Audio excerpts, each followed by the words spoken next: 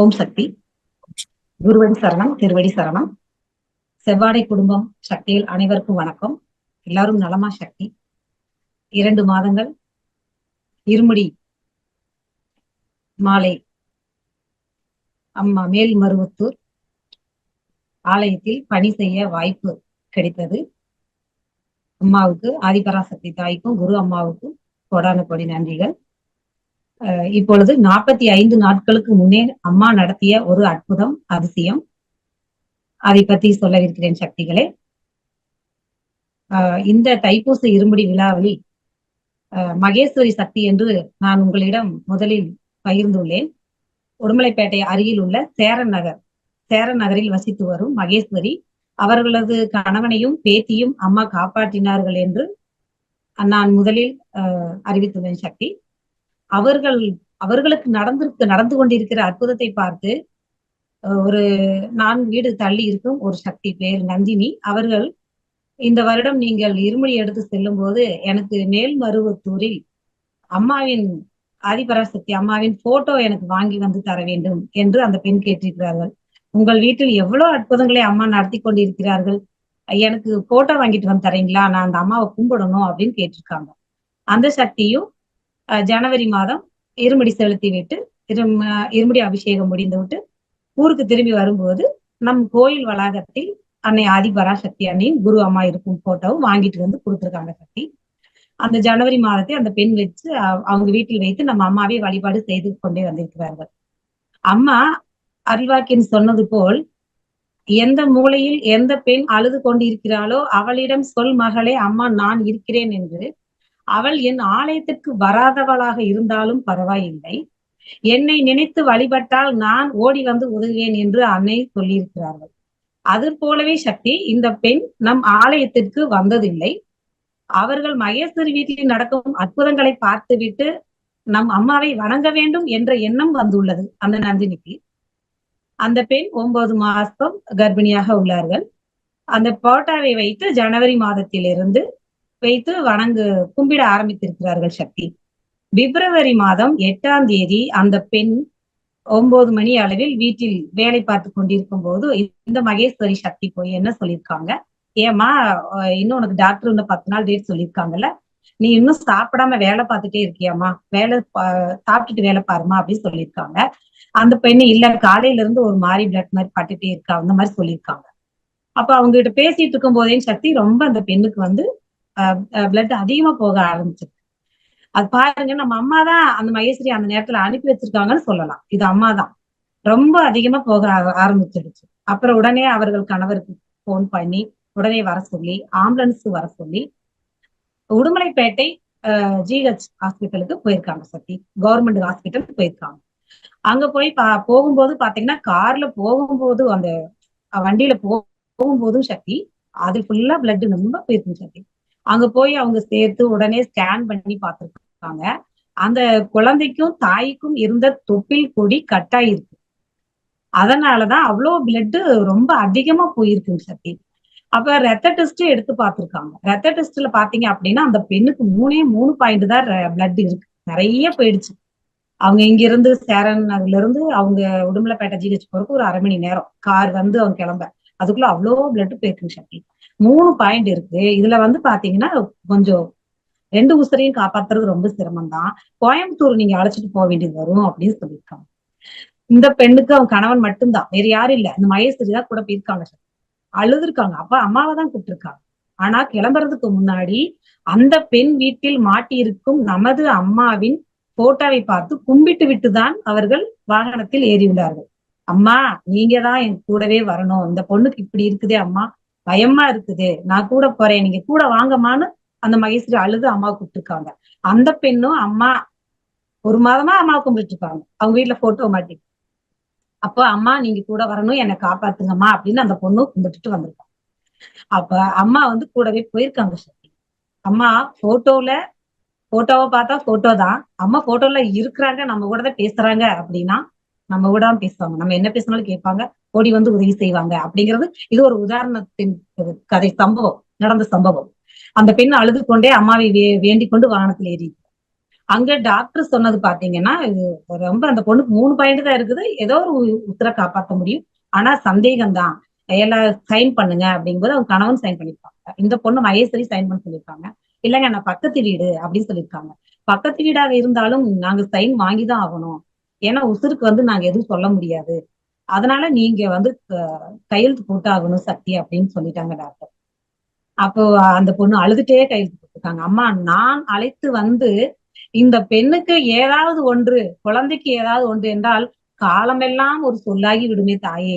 நான் உன்னை நம்பிதான் இந்த பொண்ணு கூட வந்திருக்கேன். அவளும் உன்னை நம்பிதான் கும்பிட்டுட்டு இருக்கா. உன்னை நம்பி கும்பிட்டு வந்திருக்கா. நீதாம்மா வந்து கூடவே இருந்து என் பேத்திக்கு எப்படி நீ செவ்வாடையில வந்து ஒரே ஊசியில என் பேத்தி உயிரை காப்பாத்தினியோ, காம்பவுண்டு செவர்ல விழுந்த என் கணவன் உயிரை எப்படி நீ காப்பாத்தினியோ, அது போலவே இந்த பெண்ணும் இந்த குழந்தையும் நீதான் தாயே வந்து காப்பாத்தணும் அப்படின்ட்டு அந்த நேரத்துல அந்த பொண்ணுக்கு மூலமந்திரம் கூட சொல்ல முடியலைங்களாமா சக்தி. அந்த மகேஸ்வரிக்கு அவ்வளவு ஒரு பதட்டம், அழுக. ஏன்னா உசுறு சம்பந்தப்பட்ட பக்கத்து வீட்லயே இருந்து பழகிட்டாங்க, கூட இருந்து கூட வந்துட்டாங்க. அது உசுரை காப்பாத்த முடியாதுன்னு சொல்லும் போது யாராக இருந்தாலும் அந்த நேரத்துல என்ன பண்றதுனே தெரியாது. அந்த மாதிரி ஒரு சூழ்நிலையில மகேஸ்வரி அழுது கொண்டே நம்ம அம்மாவை மட்டுமே அழைத்து கொண்டே இருந்திருக்காரு. ஓம் சக்தி பராசக்தி வாமா, ஓம் சக்தி பராசக்தி வாங்கம்மா, வாங்கம்மான்னு அம்மாவை மட்டுமே அழைத்து கொண்டே அழுது கொண்டு இருந்திருக்கிறார்கள் சக்தி.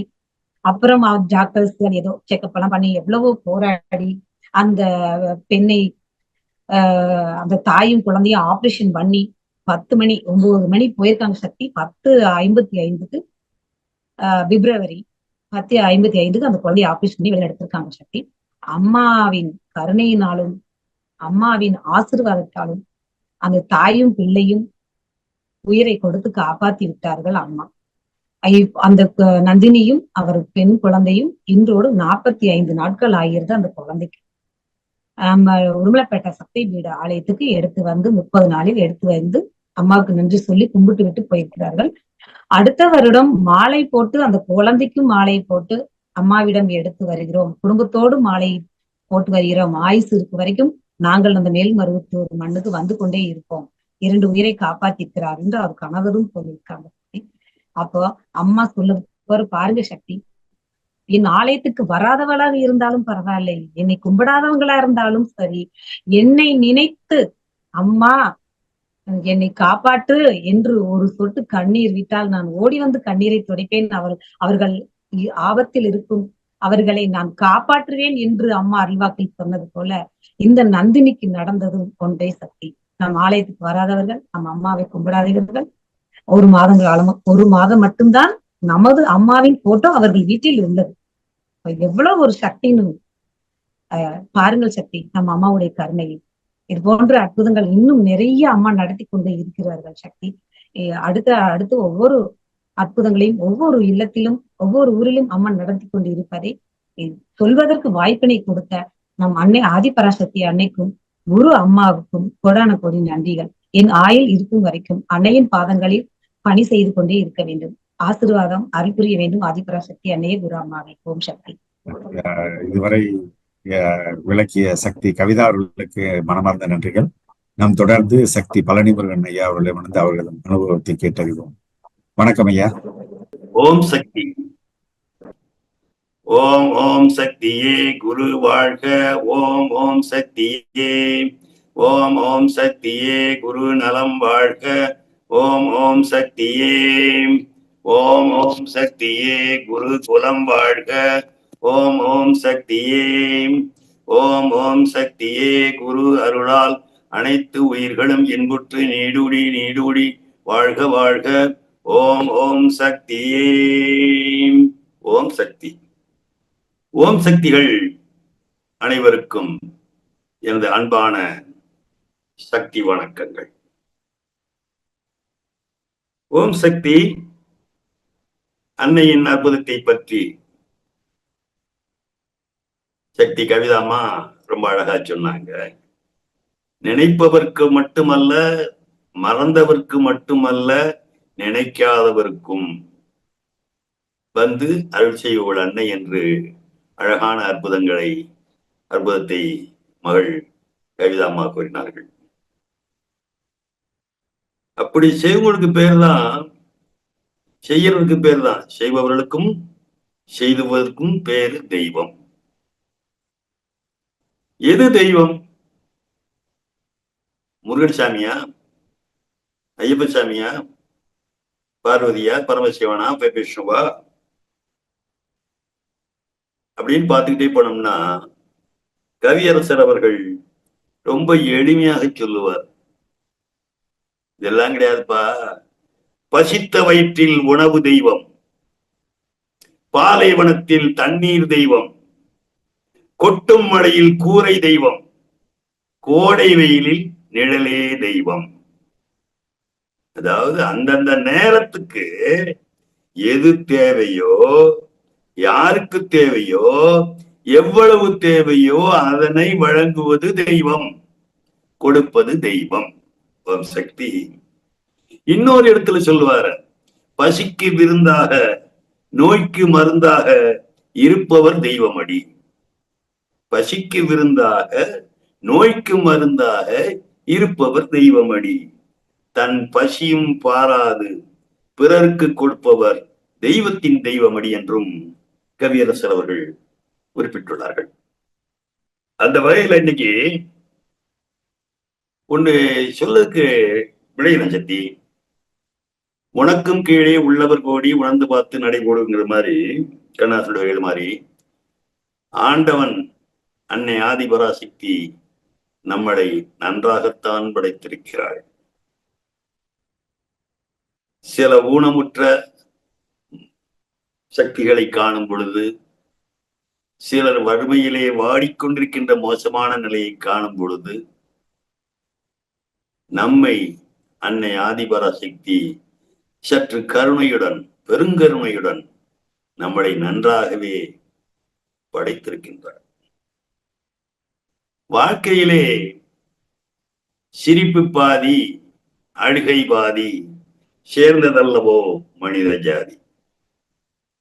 சிரிப்பு இருக்கும், சந்தோஷம் இருக்கும், வருத்தம் இருக்கும். நெருப்பு பாதி நீரும் பாதி நிறைந்ததல்லவோ இயற்கை நீதி. நம்முடைய வினையின் காரணமாக சில துன்பங்கள் நமக்கு வரத்தான் செய்யும்.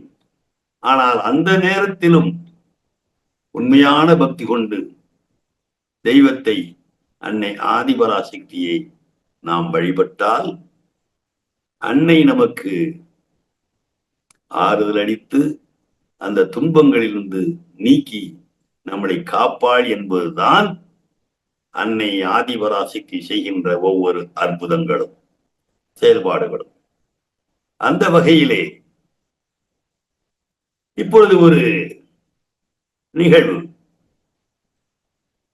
இந்த நிகழ்வு 1994 ஆண்டு ஆகஸ்ட் திங்களில் வெளிவந்த சக்தி ஒளிதழில் பக்கம் 52 55 வரை பதிவிடப்பட்டிருக்கிறது. இந்த சக்தி இந்த இதழின் கட்டுரை ஆசிரியர் கண் கொடுத்த கலச தீர்த்தம் என்று அதுக்கு தலைப்பிட்டுள்ளார். அவர் முதியவர், பெரியவர், என்னை அறிந்தவர், சக்தி அமரானந்தம் அவர்கள், தஞ்சாவூர். இவர் நிறைய கட்டுரைகளை பதிவிட்டிருக்காரு. அவர் கட்டுரைகளும் ஒவ்வொரு வாரம் சொல்லிட்டு இருக்கோம். இப்ப இந்த வாரம் அவர் எழுதின கட்டுரையை பார்ப்போம். அவருடைய வழிகளிலே, அவருடைய வார்த்தைகளிலே காண்போம். தெய்வம் இல்லை, இல்லவே இல்லை, பாவமாவது புண்ணியமாவது அதெல்லாம் அபத்தம் என்றெல்லாம் எண்ணுகின்ற கலியுகம் இது. கண்காணி இல்லை என்று கள்ளம் புரியும் படிப்பாளிகள் பெருகி வருகின்ற காலம் இது. பாவ புண்ணியங்களை பற்றியே கவலைப்படாத ஒரு தலைமுறை என்று உருவாகி கொண்டிருக்கிறது. இத்தகைய காலகட்டத்தில் தான் அன்னை ஆதிபராசக்தி அடிகளார் என்னும் மானுட வடிவில் அவதாரம் கொண்டு வந்திருக்கின்றாள். தெய்வம் உண்டு, பாவமும் உண்டு, புண்ணியமும் உண்டு, அவற்றுக்கான பலன்களும் உண்டு என்று பக்தர்களுக்கு அனுபவங்கள் தந்து புரிய வைக்கிறாள். அன்னை என்பவள் கருணையின் வடிவம். அதனால்தான் பரம்பொருளான தான் சக்தி ரூபம் எடுத்து வந்திருக்கிறேன் என்று சொல்லி காட்டுகிறாள், நம்மிடம் கருணை காட்டுகிறாள்.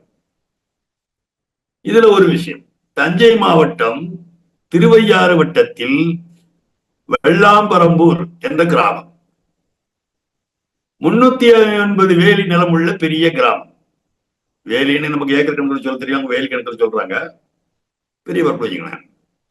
அங்கே 16/3/84 அன்று 16/5/84 அன்று அந்த ஊர் கிராம தேவதைக்கு ஒரு விழா கொண்டாடினார்கள். அந்த விழாவிலே அன்னையை பற்றி சொற்பொழிவாற்றுமாறு சக்தி அமரானந்தம் அவர்களையும் அழைத்திருக்கிறார்கள். இவரும் அங்கே சென்றார். மேல்மருவத்தூர் அன்னை அடிகளாரிடம் மானிடம் தாங்கி அவதாரமாக வந்திருப்பதையும் பக்தர்கள் வாழ்வில் அவள் ஊட்டுகின்ற அனுபவங்களை தெரிந்த அளவில் உரையாற்றினார். சொற்பொழிவு முடிச்சுட்டு உட்கார்ந்தார். அப்ப அவர் பக்கத்துல ஒரு நண்பர் வாரார், ஒரு அன்பர் வாரார். நண்பர் அல்ல, அன்பர். நண்பர்னா ஏற்கனவே அறிமுகமானவர் இல்லையா? அவர் வந்து பேசுறார். அவருடைய பெயர் மதியழகனாம். பிஎஸ்சி பிஇ பட்டம் பெற்றவர். மேட்டூரில் நடந்த வேள்வியின் மகத்துவம் பற்றி அவருக்கு கனவில் அன்னை உணர்த்தினாளாம். மேட்டூர் பெரிய வேள்வி நடந்தது, நிறைய வேள்வி நடந்துருக்குது. அப்ப நடந்த வேள்வி அது பற்றி அந்த பக்தர்களுக்கு அம்மா கனவுல போய் சொல்றா. என்ன சொல்றா? 5000 ஆண்டுகளுக்கு முன்பு இதே இடத்தில் வேள்வி ஒன்று நடந்தது. அந்த வேள்வியில் கலந்து கொண்டவர்களே இந்த வேள்வியிலும் கலந்து கொண்டார்கள் என்றாலாம் அன்னை கனவிலே. அது கேட்டு அவர் ஆச்சரியப்பட்டார். இது என்ன தெரியுதுன்னா, ஆதிபராசக்தி ஆன்மீக இயக்கத்தில் தொண்டனாக சேர்வதற்கும் பணிபுரிவதற்கும் வேள்வி பணியில் ஈடுபடுவதற்கும் கூட ஏதோ ஒரு பழம்பிறவி தொடர்பு வேண்டும் சக்தி என்பதை தாண்டி காட்டுகிறது என்று சொல்றார். சரி, இருக்கட்டும். இது நேரத்தில் என்ன ஆயிடுதுன்னா, அவர் வந்து மதியம் வந்தார்ல, அவர் 100 செய்தி சொல்றார். இதற்கு கலச தீர்த்தத்தை பற்றி ஒரு அற்புதமான அனுபவம் சொல்றார். நீலகிரி மாவட்டத்தில் குந்தா மின் வாரியத்தில் பணிபுரியும் காவலாளி ஒருவர், தெரிஞ்சவர் இருக்கலாம். அவருக்கு என்னன்னா, ஒரு கண் பார்வை வந்து மங்கிக் கொண்டே வந்தது. சில நாள் சென்ற பிறகு 2வது கண் பார்வையும் குறைந்து விட்டது. 2 கண்களுமே பார்வையின்றி போய்விட்டது. பார்வையற்ற நிலையில் நம் வேலை போய்விட்டால் எப்படி குடும்பத்தை காப்பாற்றுவது என்று கவலைப்பட்டு கொண்டு நிம்மதி இல்லாமல் தவித்தார் அந்த காவலாளி. ஒரு முறை சக்தி மங்கையர்க்கரசி அங்க உள்ள ஒரு சக்தி வீட்டுல வேள்வி நடத்து வழிபாடு நடந்து, வீட்டில் வழிபாடு நடந்து கொண்டிருந்தது. வேள்வியில வழிபாடு நடந்தது. அந்த வழிபாட்டிற்கு அந்த காவலாளி சக்தியும் வந்தார். அவரது நிலையை கேள்விப்பட்ட சக்தி, இவர் அங்க போயிருக்கிறார். யாரு? மதியழகன் போயிருக்காரு இந்த மங்கையர்க்கரசி வீட்டுக்கு. அந்த பூஜையெல்லாம் அவர் வர்றாரு. இவருடைய விவரத்தை தெரிஞ்ச உடனே இவருக்கு இந்த கலச தீர்த்தம் இவருக்கு கொடுங்கன்ட்டு சக்தி மதியழகன் அந்த மங்கையர்க்கரசி அம்மாட்ட சொல்லியிருக்க. சரின்னு சொல்லி அந்த கலச தீர்த்தத்திலிருந்து 2 சொட்டுக்கள் அந்த காவலாளியின் கண்களில் விடப்பட்டன. என்ன வியப்பு! தீர்த்தம் விடப்பட்ட 5வது நிமிடத்தில் அவருக்கு கண் பார்வை வந்து விட்டது.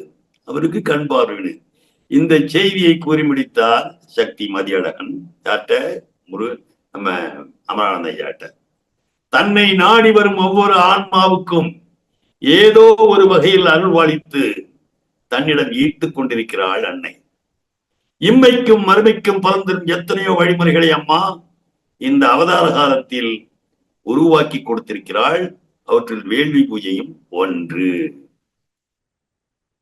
வேள்வி பூஜை மனிதகுல நன்மைக்காகவே அன்னையால் வகுத்து கொடுக்கப்பட்டது. அந்த கலச தீர்த்தம் அற்புத சக்தி படைத்தது.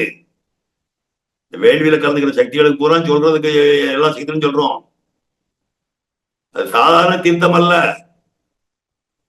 அம்மாவே ஆகுதியாகி உள்ளே அமர்ந்து நமக்கு அருள்வாளிக்கின்ற தீர்த்தம். அந்த கலச தீர்த்தம் அற்புதம் சக்தி படைத்தது. ஒவ்வொரு குடும்பத்திற்கும் அதுதான் சமய சஞ்சீவி.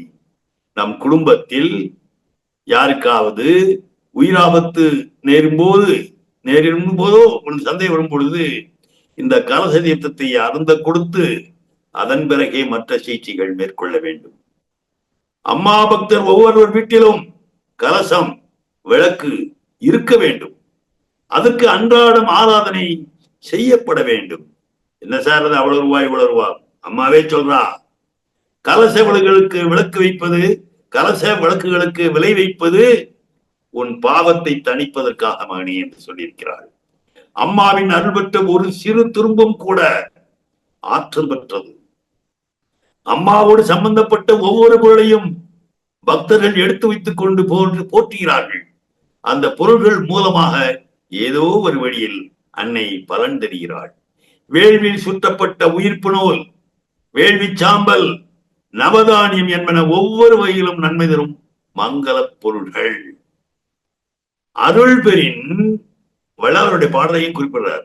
அருள் பெறின் துரும்பும் ஓர் ஐந்தொழில் புரியும். ஒரு தொழில் 5 தொழில் புரிய காத்தல், படைத்தல், மறைத்தல், அருளல், 5 தொழில் ஈஸ்வரம் பண்றாங்கன்னு சொல்றோம் இல்லையா? அந்த 5 தொழிலையும் ஒரு சிறு துரும்பு செய்யுமா வள்ளலார் பெருமான் குறிப்பிடுகிறார். அருள் பெறின் அன்னையின் அருள் இருந்தால் துரும்பும் போது அது 5 தொழில் புரியும். தெருள் இது, உண்மை இது. எனவே செப்பிய சிவமே அருளின் எல்லாம் ஆகும், இது உண்மை. அருளிற முயல்க என்று அருளிய சிவமே என்று வள்ளலார் பாடுகின்றார். அதனை நாம் அன்னை ஆதிபராத்தின் அனுபவமாக உணரும்படி, அனுபவத்தின் மூலம் உணரும்படி அன்னை நமக்கு செய்து காட்டுகின்றார். ஓம் சக்தி. அடுத்த ஒரு நிகழ்வு,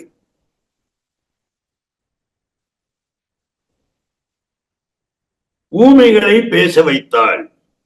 ஊமைகளை பேச வைத்தாள். ஏற்கனவே ஒரு நிகழ்ச்சி சொன்னோம். ஒரு சின்ன குழந்தைக்கு பால் கறந்து கொடுத்து இது பண்ணாங்க அப்படின்னு சொன்னோம். இப்ப இது வேற நிகழ்வு. அது ஒன்றுல ஒரு குழந்தைக்கு இந்த மாதிரி செய்தார். இப்ப 3 பேருக்கு அம்மா செய்தார்கள். இந்த கட்டுரை ஊமைகளை பேச வைத்த அடிகளார் என்ற தலைப்புல 1994ஆம் ஆண்டு செப்டம்பர் மாதம் வெளியிட்டிருக்கிறது. பக்கம் 24 29. இதை எழுதியவர் புலவர் கே. கலியமூர்த்தி, புதுக்கோட்டையைச் சேர்ந்தவர். அவருடைய கட்டுரை இதுதான். அடிகளாருக்கு உலகத்தை ஆட்டி வைக்கும் சக்தி உண்டு. அவன் பேசி சாதிப்பதை விட பேசாமல் சாதிப்பதே ஏராளம். அவன் பார்வைக்கும் பாதம்பட்ட மண்ணிற்கும் மகிமை உண்டு. எந்த நேரத்திலும் எந்த சூழ்நிலையிலும் நான் அவனிடம் இருப்பேன். அன்னை ஆதிபராசக்தி இருப்பேன். அவன் வாய் திறந்து பேசுகின்ற சொற்கள் என்னுடையவை. அம்மாவுடைய அம்மா அருள்வாக்குல சொல்லியிருக்கார். இந்த மாதிரி இருக்கும்போது அவங்க மண்டத்துக்கு, அவருடைய அறந்தாங்கி மண்டத்திற்கு ஒரு நண்பர் வரார். ராமகிருஷ்ணங்கிறது அவர் பேர். அவர் வீட்டுல என்ன நடந்துச்சு, அவங்களுடைய கஷ்டத்தை எப்படி நீக்கினாங்கிறத ராமகிருஷ்ணர் என்ற நண்பர் கலியமூர்த்தி ஐயாட்ட பதிவு பண்றார். அதை நாம் உங்களிடம் பதிவு பண்ணிட்டோம். அறந்தாங்கிக்கு அருகில் உள்ள கிராமம் அழியாமுக்குடி. திரையிடல் ஓடியும் திரையும் தேடி என்ற மொழி பழமொழிக்கு 45 ஆண்டுகளுக்கு முன்பு மலேசியாவிற்கு பிழைக்க போனார். அங்கே பொதுப்பணித்துறையில் பணிபுரிந்து வருகிறார். அவர் மனைவியின் பெயர் அன்னகாமு. இந்த தம்பதிகளுக்கு 3 ஆண் பிள்ளைகள் பிறந்தன. வரிசை 3 ஆண் குழந்தைகள். 3 பிள்ளைகளும் 2 வயது வரை நன்றாக பேசினார்கள். பேசும் திறன் இருந்தது. 2 வயசு பண்ண சொற்பொழி ஆற்ற போது அம்மா அப்பா பால் கொடு, தண்ணி விடு, போறேன், அது மழை சொற்கள். 2 வயது வரை எல்லா குழந்தைக்கும் பேச்சு திறன் இருந்தது. ஆனா 3 வயசு ஆன உடனே வரிசை நிப்பாட்டி, இது ஸ்டாப் பட்டு சீரியல் செட் மாதிரி இது ஆஃப் எல்லாம். ஒவ்வொரு பையனுக்கும் இதே நிலைமை. 3 பிள்ளைகளுமே 3 வயதான பின் ஊமையாகிவிட்டால் பெற்றோர் மனநிலை எப்படி இருக்கும் எண்ணி பாருங்கள். மலேசியாவில் பார்க்காத வைத்தியம் இல்லை, மருத்துவம் இல்லை, வெளிநாட்டு மருத்துவ நிபுணர்கள் பலரிடம் கூட அழைத்து கொண்டு சிகிச்சைக்காக போனார்கள். ஆனா அவங்க என்ன சொல்றாங்க, உங்கள் குழந்தைகளுக்கு எந்த வியாதியும் இல்லை, உங்கள் குழந்தைகளுக்கு எந்த வியாதியும் இல்லை, குறைகளும் இல்லை, நாங்கள் மருந்துகளை கொடுக்கிறோம், அதை கொடுத்து வாருங்கள், ஆனால் இது பிரார்த்தனை மூலமாகத்தான் நிறைவேறும், கடவுள் நம்பிக்கை வேண்டும், அவ்வளவுதான் சொல்ல முடியும் என்று பெரிய பெரிய மருத்துவர்களை கூறிவிட்டார்கள். இன்று அந்த பையன்களுக்கு வயது 24, 22, 20. எப்போ 94, இப்போ ஒரு 30 வருஷம் ஆட் பண்ணோம், 54, 52, 50 பிடிக்கணும். மலாக்காவில் உள்ள ஆதிபராசக்தி வார வழிபாட்டு மண்டலத்திற்கு சென்று அன்னையிடம் தங்கள் குறைகளை சொன்னார்கள். காப்பாது. இந்த சூழ்நிலையில்தான் ஆன்மீக குரு அடிகளார் அவர்கள் மலேசியாவில் சுற்றுப்பயணம் இடம்பெற்றது. அம்மா போறாங்க. அன்னை ஆதிபராசக்தியின் மறு உருவமான அடிகளார் அவர்கள் மலேசியாவிற்கு, நான் சொல்றது அவருடைய வார்த்தைகள் அப்படி வாசிக்கிறதுனால ஏத்துக்கிட்டேன், மலேசியாவிற்கு வந்திருக்கிறார்கள் என கேள்விப்பட்டு ராதாகிருஷ்ணன் அன்னகாபு தம்பதிகள் கோலாலம்பூர் சென்றனர். அங்கே கோலாலம்பூரில் அடுத்து அம்மா முகாமிட்டிருந்தார்கள். சுற்றிலும் ஒரே மக்கள் வெள்ளம். இந்த ஜனக்கூட்டத்தில் புகுந்து எப்படி அம்மாவை தரிசிப்பது, எப்படி அம்மாவை தரிசிப்பது என்று ஒரு மூலையில தயங்கி நின்றார்கள். அப்ப அந்த வீட்டம்மா சொல்றாங்க, அன்னகாபு அம்மா சொல்றாங்க, ஏங்க இப்படி தயங்கிட்டீங்கன்னா எப்படிங்க, எல்லாரும் எப்படியாவது முண்டி அடிச்சு கொண்டு போய் தரிசனம் பெற்று திரும்புகிறார்கள், நாம் ஒதுங்கி நின்றால் எப்படி, எப்படியாவது நெரிசலுக்குள் புகுந்து உள்ளே போவோம் என்று சொல்லி இருக்கிறார் மனைவி. ராமகிருஷ்ணன் அமைதியாக சொன்னார், வேண்டாம் வேண்டாம், மற்றவர் போல நாம முண்டி எடுத்துக் கொண்டு போய் மற்றவர்களுக்கு தொல்லை தர வேண்டாம். இங்கே நின்றபடியே நமது மனக்குறைகளை அம்மாவிடம் சொல்லிவிடுவோம். அது அவள் காதுக்கு எட்டாமலா போய்விடும், அவள் கேட்காமலா போய்விடுவாள் என்று அமைதியாக சொல்லியிருக்கிறார். சொல்லிக்கிட்டு அம்மா பார்த்துட்டு இருக்காங்க. மனசுல சொல்லுங்க, அம்மா என் பிள்ளையிட பாருமான்ட்டு. சற்று நேரத்தில் அவர்களை நோக்கி ஒரு அன்பர் வந்தார். அம்மாவுடைய குரூப்ல இருக்க, நீங்கள் தானே இந்த பிள்ளைகளின் பெற்றோர்கள், உங்களை நாளைக்கு வர சொல்லி அம்மா உத்தரவு தந்திருக்கிறார்கள். இப்படி இவங்க அவர்களுக்கு அம்மாவே சொல்லி அனுப்புது, நாளைக்கு வாங்க அப்பாயின்மெண்ட் கொடுத்தாங்க, பிரசாதம் படம் கொடுத்துட்டாங்க. இது என்ன கனவா நனவா என்று மறைத்து நின்றார்கள். அன்னையின் அற்புதத்தையும் கருணையும் எண்ணி வேந்தபடி வீடு சென்றார்கள். மறுநாள் பொழுது விடிந்தது. மறுநாள் மண்டத்துக்கு வர்றாங்க. அன்னைக்கு அந்த மண்டத்துக்கு அம்மா வர்றாங்க. நேற்றை விட இன்று அதிகமான கூட்டம். என்ன செய்வது, எப்படி பிள்ளைவை பார்ப்பது, எப்படி அம்மாவை தரிசிப்பது என்று தயங்கி நின்றார்கள். ஒருவர் வந்து இவர்களை அழைத்தார்கள். யாரு, யாரோ ஒருவர். யார அழைக்கிறாரு, ராமகிருஷ்ணன், அன்னகாமம்மா, அந்த 3 பசங்க 3 பேரையும் அழைக்க வாங்கன்ட்டு. அப்பவும் அவங்க சொல்றார், சார் நாம் எல்லோரும் போய் தொந்தரவு செய்ய வேண்டாம், அம்மாவுக்கு நீ மட்டும் போயிட்டு வாமான்னு சொல்லி மனைவி மட்டும் அனுப்புகிறார். அம்மா போய், அந்த அம்மா போய் நம்ம அம்மாவை வணங்கி எழுதுறாங்க. அம்மா அவர்கிட்ட சொல்லுது, மகளே நீ வயிறு எரிந்து போயிருக்கிறாய், உன் குழந்தைகளுக்காக வருந்துகிறாய், ஒன்று செய், உன் கணவனோடு உன் பூர்வீக கிராமத்திற்கு, தமிழ்நாட்டில் உள்ள உன் பூர்வீக கிராமத்திற்கு போ, அங்கே உறவினர்களை எல்லாம் அழைத்து அவர்களோடு நீங்களும் விருந்து வைத்து சாப்பிடுங்கள், எல்லாம் சரியா போயிடும். மருவத்தூருக்கு வர சொல்லல, அந்த கோயிலுக்கு போய் சொல்ல, இந்த கோயிலுக்கு போய் சொல்ல, தேங்காய் பழம் உடைக்க சொல்லல, ஆடு கோழி படி விட்டுக்க சொல்லல, அர்ச்சனை பண்ண சொல்லல. என்ன சொல்லுதம்மா, உன் ஊருக்கு போய் உன் உறவினரோட பெரிய விருந்து வச்சு சாப்பிடுமா அப்படின்னு சொல்லுவோம். அதுக்கு நமக்கு சந்தேகம் வந்துட்டு கேட்குங்க, அம்மா நாங்கள் மருவத்தூர் வரவா? வேண்டாம், உங்கள் பூர்வீக கிராமத்தின் எல்லைக்கு போ, எல்லாம் சரியாகிவிடும், முடிந்தால் வசதிப்பட்டால் மருவத்தூர் வா அப்படின்னு அம்மா சொல்லியிருப்பாங்க. அப்புறம் அவங்க போறாங்க. என்ன ஆயிப்போச்சு, 3 வருஷம் ஆயிப்போச்சு. மலேசியாவில் இருந்து சொந்த ஊருக்கு செல்ல அரசிடம் விண்ணப்பித்தால் அரசாங்கம் அவருக்கு விசா தரவும் மருத்துவ பரிசோதனை முடியும் 3 ஆண்டுகள் ஓடிவிட்டன. உடனே வர முடியல. நினைச்சு என்ன ஓட முடியுமா? சில சம்பிரதாயங்கள், சடங்குகள், அரசு செயல்பாடுகள் இருக்கு இல்லையா? 3 வருஷமும் அவங்க கேந்த மருத்துவத்துல இருக்காங்க, புறப்பட்டு வர்றாங்க. சொந்த ஊருக்கும் வந்தார்கள். விருந்துக்கு ஏற்பாடு செய்யப்பட்டது. எல்லாரும் மனமகிழ்ச்சியோடு விருந்து சாப்பிடுறாங்க. ஏன் கிடைக்காது? நல்ல அரிசி பாயத்தோட சாப்பாடுனா எல்லாருக்கும் சந்தோஷமா தான் இருப்போம். இவங்க மனசுல வர்றோம், அம்மா சொன்ன செய்யறாங்க.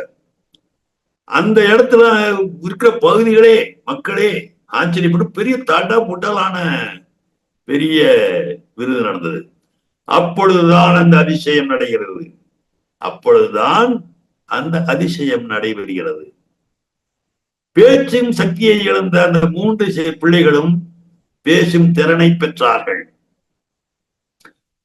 உறவினர்களோடு விருந்துட்ட போது ஒரு பையன், பாயாசம் நல்லா இருந்தது, கேட்டா இன்னும் தருவார்களா?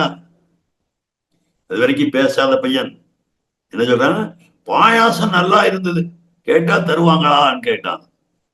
அதுவரையில் பேசவே சக்தி இல்லாமல் கிடந்த பையன் வாய் திறந்து பேசியதை கேட்டு திறந்து பாயாசம் கேட்டதை பார்த்த தந்தைக்கு பேச்சே எழவில்லை.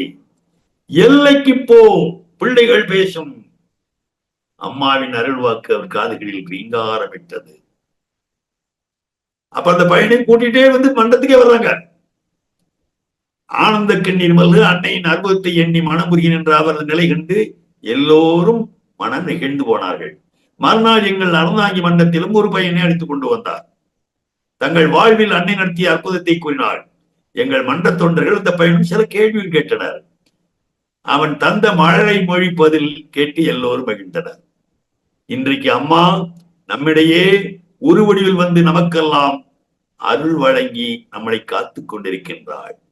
அன்னை ஆதிபராசக்தி அடிகளார் என்ற அருள்வத்தில் திருமேனி தாங்கி அவதார நோக்கம் கொண்டு நம்மிடையே உலகிக் கொண்டிருக்கிறாள். எங்கோ இருந்து கொண்டு அடிகளாரை குருவாக ஏற்று படத்தை வைத்து வழிபடும் அவரும் அனைவரும் பயன்பெறுகின்றார்கள். நம் செவ்வாடை தொண்டர்களோ அம்மாவின் அருகில் நின்று பேசி உரையாடி அருள் பெறும் வாழ்க்கை பெற்றிருக்கிறோம் சொன்னாரு. நாம பெற்றிருந்தோம்னா சொல்ல முடியும். இந்த உண்மையை உணராதபடி அவ்வப்போது மாயை திரை போட்டு மறைக்கிறது. தன் கண்ணிற்கு அருகே உள்ள குருவை விட்டுவிட்டு புலன்களுக்கு அப்பால் உள்ள இறைவனை விரும்புவது தன் கங்கையில் உள்ள தீநீரை கொட்டிவிட்டு தாகம் தனிய மழை நீரை எதிர்பார்ப்பதை போன்று. உருவை விட்டுவிட்டு குருவை பற்றுவதை விட்டுவிட்டு கைப்பொருளை தூரே எறிந்துவிட்டு புதலை தேடுவதற்கு சமமானது. எப்படியெல்லாம் எண்ணிக்கொண்டு வேண்டும். உணருங்கள், அன்னையை உணருங்கள், அன்னையை நாடுங்கள், அவள் திருவடியில் சரணமடையுங்கள். தெய்வம் தெளிவின் தெய்வம் தெளிவின் தெளிந்தோர் வேணுமின் குறி தரிசனம் பாவ விமோச்சனம் குருவடி சரணம் திருவடி சரணம்னு கலியமுத்தி ஐயா அந்த கட்டுரைய நிறைவு செய்யறார். சக்தி ஈரோடு மாவட்டத்துல பெருந்துறைன்னு ஒரு ஊருக்கு சக்தி, அங்கே ஒரு சக்தி பீடமும் உண்டு. சக்தி பீடமும் அந்த உண்டு. அந்த சக்தி பீடத்தை பெரும் பகுதி தொண்டு செய்து நடத்தியவர் பேர் சக்தி செல்வராஜ் ஐயா அவர்கள். இப்போ இந்த கட்டுரை எழுதியவர் சக்தி கே ஆறுமுகம், சிங்காநல்லூர். கோயம்புத்தூர் பகுதியில். நம்ம சக்தியெல்லாம் ஒவ்வொரு மட்டத்துக்கு போவோம், ஒவ்வொரு சக்தி பீடத்துக்கு போவோம், விழாவுக்கு போவோம், ஒவ்வொருத்தரும் அறிமுகமாக்கிடுவோம், கோயிலை செஞ்சாலும் அறிமுகமாக்கிடுவோம். ஒரே தாய் ஒரே குலம், அன்னையே தெய்வம், நாமெல்லாம் பிள்ளைகள்னு ஒன்றோட ஒண்ணா ஆகிடுவோம். அந்த மாதிரி பெருந்துறையில் உள்ள சக்தி பீடத்தை கட்டி முடிக்க பாடுபட்டவர் சக்தி டி.ஆர். செல்வராஜ். அவரை பார்த்து இவரு அங்க போனவர் கேட்கிறாரு, யாரு கே ஆறுமுக சக்தி அங்க போய் கேட்கிறாரு. ஆமா சரி, எல்லாருமே கேட்போம். அவர் மட்டும் இல்ல, நம்மளாம் சக்தி நீங்க எப்படி அம்மாட்ட வந்தீங்க, அம்மா உங்களுக்கு என்ன செஞ்சது அப்படின்ட்டு அன்னையை பற்றி தெரிந்து கொள்ளுள்ள ஆர்வம் நமக்கு எல்லோருக்கும் உண்டு. அது போலவே அவரும் கேட்டார், அம்மாவிடம் உங்களுக்கு இவ்வளவு ஈடுபாடு வந்தது எப்படி என்று சக்தி செல்வராஜ் ஐயாவை பார்த்து சக்தி ஆறுமுக ஐயா கேட்கிறார். அப்ப அவர் சொல்றார், 1990ஆம் ஆண்டு கட்டுரை வெளிவந்தது 1994. 1990ஆம் ஆண்டு இருமுடி ஏந்தி வரும் பக்தர்களுக்கு அன்னதானம் அளிக்கும் பேற்றை தொண்டினை எங்கள் பெரியார் மாவட்டத்திற்கு நான் அங்கேதான் வந்தேன். அன்னை அடித்திருந்தாள். பிறந்தது நெல்லை மாவட்டமா இருந்தாலும் அன்னையிடம் என்னை வரவழைத்தது பெரியார் மாவட்டம். நான் நன்றியுடன் இங்கே நினைவு கடமைப்பட்டவன். 1990ஆம் ஆண்டு இருமுடி ஏந்தி வரும் பக்தர்களுக்கு அன்னதானம் அளிக்கும் பேற்றை எங்கள் பெரியார் மாவட்டத்திற்கு அன்னை அளித்திருந்தாள். நானும் பெரியார் மாவட்ட தொண்டோடு சேர்ந்து கொண்டு மருத்துவர் சென்று தொண்டு செய்ய விரும்பினேன். அதே மாதிரி சென்றேன். அன்னதான பணியில் ஈடுபட்டேன். சார் 40 நாள் 35 நாளுக்கு மேல இருக்கும் இல்லையா? அவர் ஒரு நாள் இருக்கணும் வந்திருக்காரு. ஒரு நாள் என் வீட்டு நினைவு எனக்கு வந்து விட்டது. என் குழந்தைகளை பார்க்க வேண்டும் என்ற ஏக்கம் வந்து விட்டது. மனைவி குழந்தையை விட்டு தொண்டு செய்ய வந்த பிறகு வீட்டை பற்றி நினைக்க கூடாது. உண்மை தொண்டனுக்கு தொண்டுதான் முக்கியம் என்பது உண்மைதான். ஆனால் நான் சராசரி மனிதன் அல்லவா அப்படின்ட்டு அவரே சொல்லிக்கிறார். நினைக்கிறேன் சராசரி மனிதன்.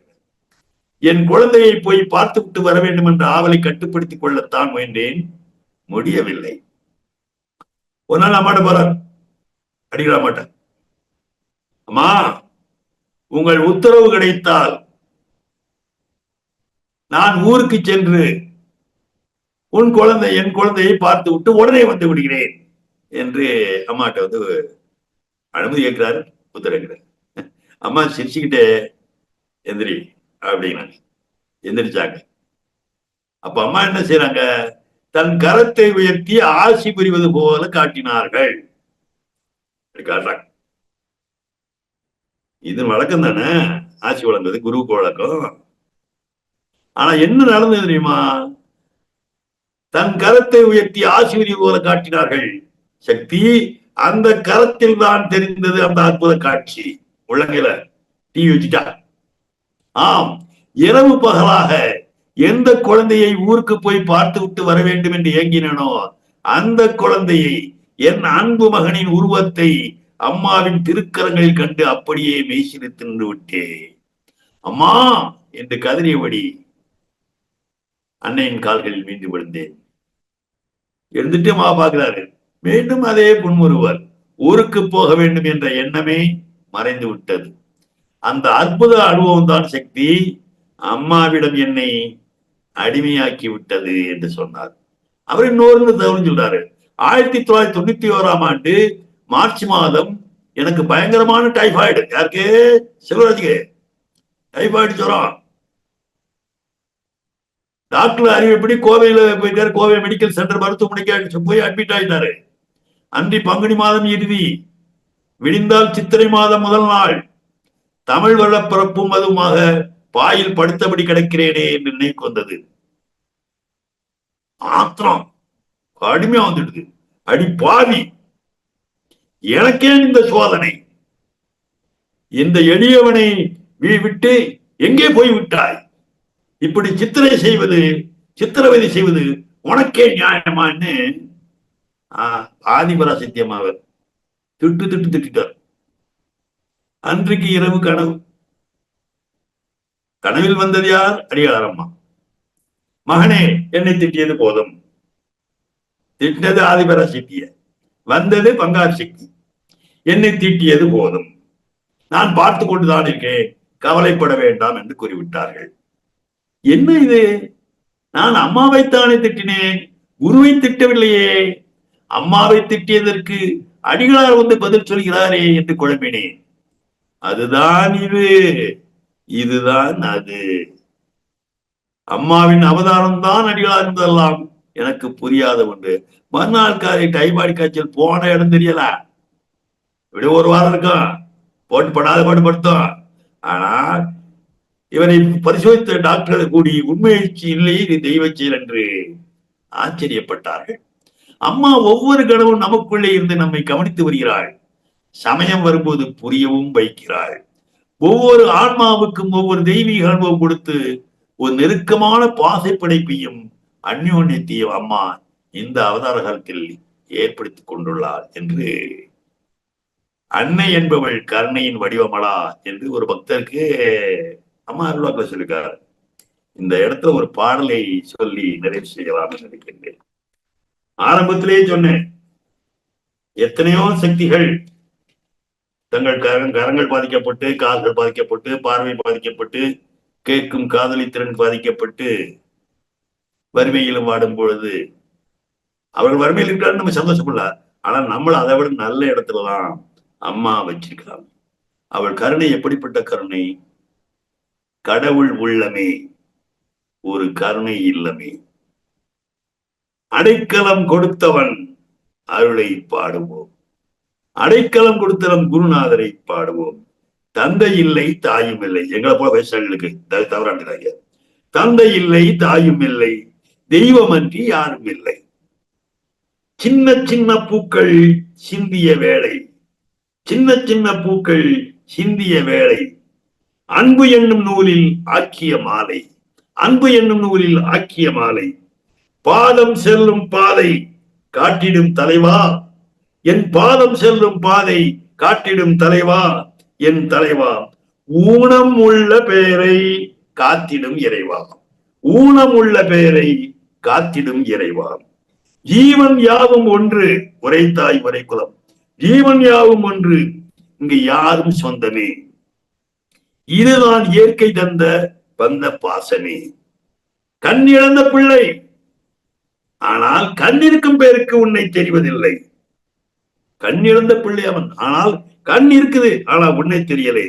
ஊருக்கு ஒரு வானம் இல்லையே இறைவா, ஊருக்கு ஒரு வானம் இல்லையே இறைவா, உன் படைப்பில் ஆளுக்கு ஒரு நீதி இல்லையே இறைவா. உண்ண உணவும் நீரும் தினம் தந்த தெய்வமே, உனக்கே நாங்கள் நன்றி சொல்வோம். ஓம் சக்தி, ஓம் சக்தி. கண்ணதாசன் வரிகள் வேண்டாமா? முடவர்களை நடக்க வைக்கும் பிருந்தாவனம், மூடர்களை அறிய வைக்கும் பிருந்தாவனம், குருடர்களை காண வைக்கும் பிருந்தாவனம், ஊமைகளை பேச வைக்கும் பிருந்தாவனம் என்று கவியரசு சொல்வார். இயேசுவை நம்பியவர்கள், விசுவாசம் கொண்டவர்கள், குருடர்கள் பார்க்கிறார்கள், முடவர்கள் நடக்கிறார்கள், செவிடர்கள் கேட்கிறார்கள் என்பதும் ஒரு நாளும் பொய்யல்ல, பொய்யல்ல, பொய்யல்ல. அன்னையை நாடுவோம், திருவடியை வணங்குவோம், தொண்டுகள் செய்வோம், தொடர் செய்வோம், அவர் அருள் பெறுவோம். ஓம் சக்தி, பராசக்தி. நன்றி சக்தி. மிக மிக அற்புதமான அனுபவங்கள். அம்மா வேறல்ல, பங்கார் அடிகளார் வேறல்ல, இருவரும் ஒருவரே என்று பல்வேறு சூழ்நிலைகளில் அம்மா பலருக்கு புரிய வைத்திருக்கிறார்கள். புரிந்தவர்களுக்கு அது நன்றாக தெரியும். நன்றி, நன்றி சக்திகளை. நிகழ்வை இத்துடன் முடித்துக் கொள்வோம்.